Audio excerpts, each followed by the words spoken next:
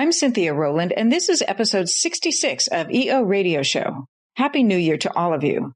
As most listeners are undoubtedly aware, 2024 is an election year, and that means that charities and private foundations need to refresh their understanding of election year issues for those organizations that want to remain exempt under Internal Revenue Code Section 501c3. This week's episode is a refresh of episode 6 of EO Radio Show, first released on July 7th, 2022. Episode 6 covered the limitations on 501c3 relating to candidate campaign intervention. In the next few weeks, we'll also refresh episodes 7 and 8, which address legislative lobbying by public charities and private foundations, also likely to be very hot topics in 2024. Be sure to check out the show notes for resources from the IRS on these topics as well, and check out the Farella, Braun, and Martel YouTube channel for the complete EO Radio Show playlist. Welcome to the EO Radio Show, your nonprofit legal resource.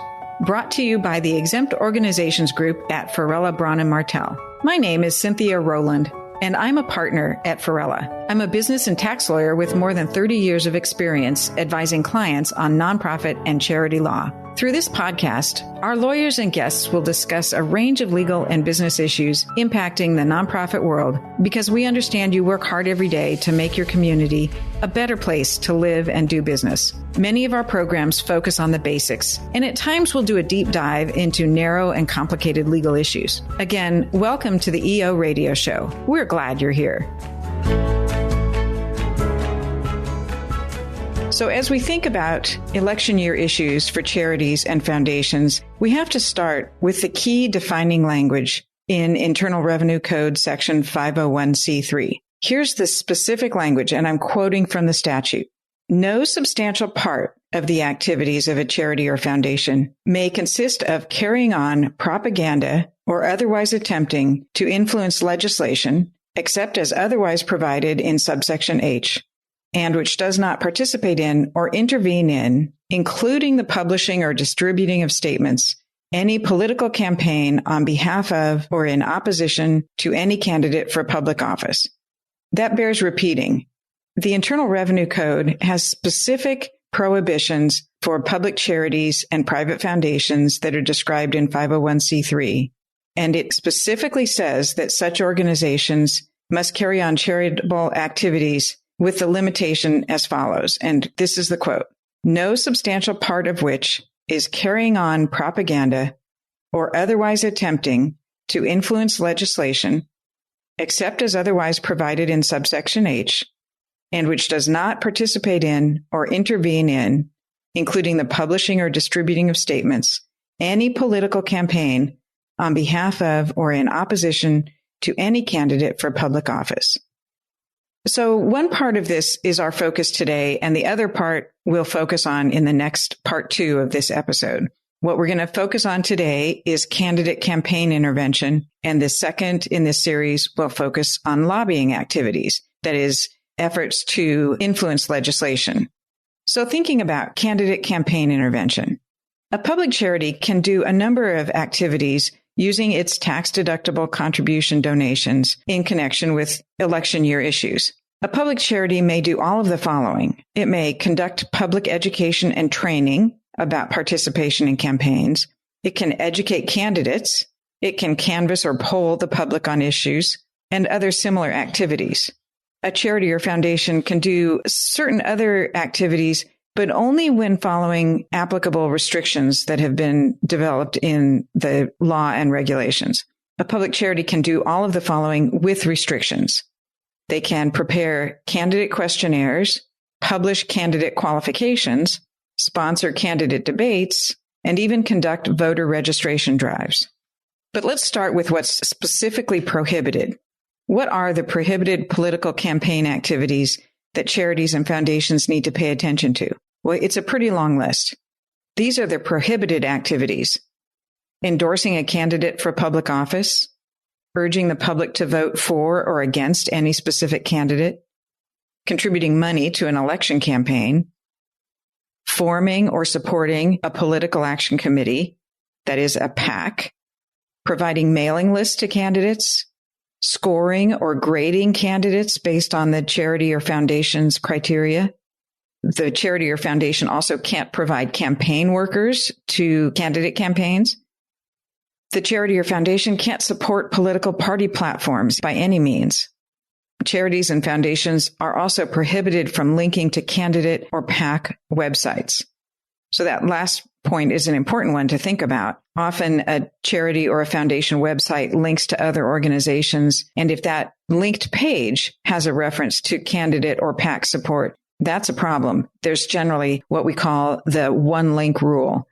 If the link from the charity or foundation website to another organization's site is clean, that is, doesn't have candidate activity on it, candidate support or opposition, that's fine. And then if that other charity links to another page where there is a support and impermissible activity, we don't worry about that from our perspective. So pay attention to the one link rule. And it might behoove the organization to check those links throughout the course of the election year to make sure that no prohibited campaign activity has slipped into a linked page. Let's focus a little bit on one of those areas, that is candidate scoring. If a charity or a foundation wants to publish materials that score particular candidates for public office, that can be an educational activity and it can be permitted, but only in a narrow set of circumstances. The scorecard needs to cover a wide range of topics on many issues, and there can't be any implication of the organization's views, that is, the charity or foundation. The communication would need to be a truly nonpartisan candidate scoring that covers many issues and that doesn't indicate the foundation or charity's views on any of the topics for which the candidates are scored. There are also special rules under a specific revenue ruling. I'll give the citation here and also mention it in the show links. That's Revenue Ruling 80-282, which has some special rules for charities or foundations that issue candidate scorecards to their members only in a forum that's not used to broaden the membership of the organization, where there's no target or reference to an election, no reference to incumbents, and has an appropriate disclaimer. Again, that's a narrow exception to candidate scoring for certain kinds of organizations. So let's go over a few hot topics that come up, some questions, or I should say frequently asked questions during election years about activities by charities and foundations that communicate during an election year about issues that could relate to candidate campaign activities. So here's a question that often comes up. What types of communications do I need to worry about as an employee or a person involved in a public charity or a private foundation? Basically, all communications, including advocacy, fundraising, and educational materials, any of those can include a prohibited campaign intervention provision. So watch out for communications that may be intended to be educational or fundraising, but if the communication includes distorted facts or code words such as red or blue, emotional appeals, language that's unsupported by reasoned analysis, it's basically, if it's a communication and it could be read to indicate support or opposition to a candidate, it's really important to step back and look at it impartially to see if the IRS or any other watchdog group is going to view that communication as actually an intended campaign intervention. As an example, in recent years, there was a campaign that used the 4 words, vote for a change, in connection with a communication that referred to candidates for an office. One reading of that would emphasize the words a little differently. Vote for a change might mean you usually don't vote, so vote this year. This is a get out the vote communication. On the other hand, it could be read as vote for a change from the incumbent to the new candidate. So that's the sort of an example where if there's other facts and circumstances that indicate that message is actually trying to influence voters to vote for or against a candidate, that's not allowed. If it's a get out the vote communication, it is allowed. These are tricky scenarios, and it's really important that a careful organization that doesn't want to be challenged for impermissible candidate activity needs to think through what exactly the messaging means. So here's another question that comes up. Don't I, as a person involved in a foundation or a charity, don't I have a personal right to campaign for a candidate? Well, yes, of course. Just because you work for a charity or a foundation or are a volunteer on the board, that doesn't mean that you can't, in your personal capacity, be involved in candidate campaigns. But in your official function as a representative of the charity or foundation, you can't be engaging in campaign activity. So in some circumstances, there are functions where people involved in an event might identify themselves as a board member or executive director or whatever, having a relationship to XYZ charity. A common practice is to include a disclaimer in that event, in those event materials, the website or the invitation, whatever the case may be, a disclaimer that says the person's affiliated organizations are shown for identification purposes only. No endorsement by the named organization is implied by the listing on this site. A careful foundation or charity, though, is not going to want the charity's name or the foundation's name listed in connection with any candidate campaign event. Okay, here's another question that comes up sometimes.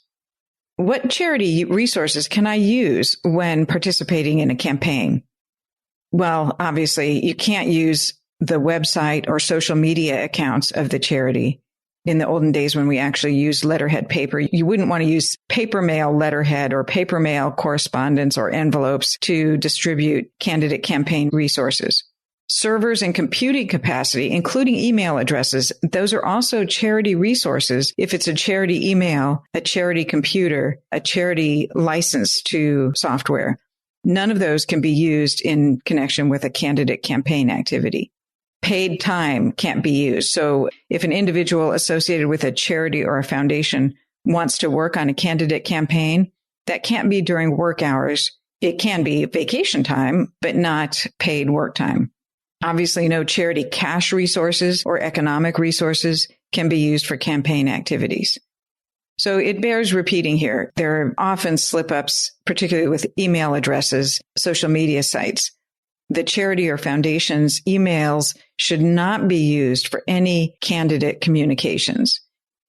So let's talk a little bit about candidate questionnaires and voter guides published by a charity or foundation. If a charity or a foundation wants to step into candidate questionnaires and voter guides, the first bit of advice is to get very competent legal support as you design your questionnaire and your voter guide. This is not a do-it-yourself area because what's at risk is your exempt status altogether. But here's a general outline. If your charity wants to get involved in candidate questionnaires and voter guides, it's really important that the questionnaire or voter guide is put together in a clear and unbiased structure where the structure and the content is not biased for or against any particular candidate. The questions to the candidates need to be identical to the questions that are actually published in the compilation in the guide that gets distributed. The entire candidate explanation of their response needs to be included. The IRS does not look favorably on yes or no answers in these voter guides. The responses from the candidates should not be edited by the organization and should be included verbatim as given to them by the candidate. All candidates for the particular office under discussion should be included in the voter guide. So it often also comes up, particularly with local candidates, that a charity or foundation might have an event at which a candidate for office is invited. If a candidate is invited to speak as a candidate, that's going to be permitted and not treated as impermissible candidate campaign intervention if all candidates for the office are given an equal opportunity to attend and there's no indication of support or opposition to that candidate by the charity or foundation that's sponsoring it. If the event is a forum or a debate, there can't be any bias in the way the forum or debate is presented. Questions should be prepared and presented by an independent, nonpartisan panel. They should cover a broad range of topics. There should be an equal opportunity to all the candidates to express their views. The moderator should not challenge the candidates to agree or disagree with the organization's views. And the moderator should be very carefully coached to not comment for or against any particular candidate or position that's stated. But sometimes candidates are invited to speak as a non-candidate. This often happens, particularly with incumbents. It may be entirely appropriate for a candidate to appear and speak at an event. But if the idea is to have a single candidate and not all the candidates in an allowable forum or debate, like I just talked about, it needs to be clear that the candidate is invited to speak only for reasons other than their candidacy for the office. the speaker needs to be coached that they can only speak in their non-candidate capacity. Neither the candidate nor any representative of the foundation or charity should even mention the fact that the person is running for an office. And there should be no campaign activity in connection with the event before or during or after at that particular event, of course. And the atmosphere needs to be maintained as a nonpartisan atmosphere. Let's talk a little bit about voter registration and get out the vote activities. Again, harping on my theme today, that is, the activity has to be nonpartisan. The IRS applies a facts and circumstances test when looking at voter registration or get out the vote activity. All the communications about it have to be limited to urging voting and registration and describing hours and places for registration and voting. All of the services in the registration and get out the vote drive have to be made available without regard to the voter's political preference. And the activity has to be actually conducted without favoritism. It's stepping into a very sticky area if any candidates are mentioned in connection with the voter registration or get out the vote drive. Either no candidate should be mentioned at all, which is clearly the better course for a careful charity or foundation, or all the candidates for a particular office need to be named without favoring any candidate over any other. The activity promotional materials should not name any political party in connection with the event other than if you're going to mention candidate names, naming the party affiliation of each candidate would be allowed. But again, this is stepping into a slippery slope, and the better approach for a charity or a foundation supporting voter registration or get out the vote is to make sure that the activity is entirely nonpartisan and doesn't reference any candidates. There are also some special rules for foundation-funded voter registration drives, and these are found in Internal Revenue Code 4942F. I mention that because if your foundation is interested in voter registration drives, that code section is going to be very important to your diligence. So what 4942F does is it allows private foundation grants to public charities for voter registration drives if they meet these key criteria. And if these criteria are met, then the expenditure or the grant by the foundation is not treated as an impermissible taxable expenditure. So here are the requirements for a 4942F grant to a public charity for voter registration purposes. So that grantee charities' activities in voter registration can't be confined to one specific election period, and it has to be carried on in 5 or more states. And substantially all of the income for the charity needs to be spent directly for the active conduct of the activities constituting that grantee charity's exempt purposes. And here's another key technical rule. Substantially all of the support for that grantee public charity has to come from the general public, and not more than 25% of its support can be received from any one other exempt organization. Another part of that test is that not more than half of the support for this grantee public charity can be received from investment income, that is, endowment income. So in other words, your grantee charity that's doing this public registration drive can't be substantially supported by a particular grantor, and it can't be an endowed organization that's living off of an endowment. A final requirement under 4942F is that the grantee charity that is conducting the voter registration drive, the contributions to it can't be subject to any conditions that they're used only in a specific state or used only in a specific election period. So the key takeaway for this provision, if you are a private foundation that wants to make a grant for a voter registration drive, is to ask the grantee public charity that's asking for your grant, ask them to provide what's called 4942F ruling letter from the IRS, because the IRS does issue specific rulings to these public charities that are carrying on voter registration drives that says, yes, we, the IRS, agree that your voter registration drive qualifies under 4942F. For listeners who would like more information about the prohibition on candidate campaign intervention, check out the show notes for a link to a recent webinar on the topic and also to some additional freely accessible links to resources and citations to the Internal Revenue Code provisions.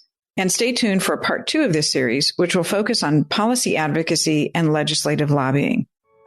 I'm Cynthia Rowland, and you've been listening to EO Radio Show, your nonprofit legal resource, brought to you by the Exempt Organizations Group at Farella, Braun, and Martel.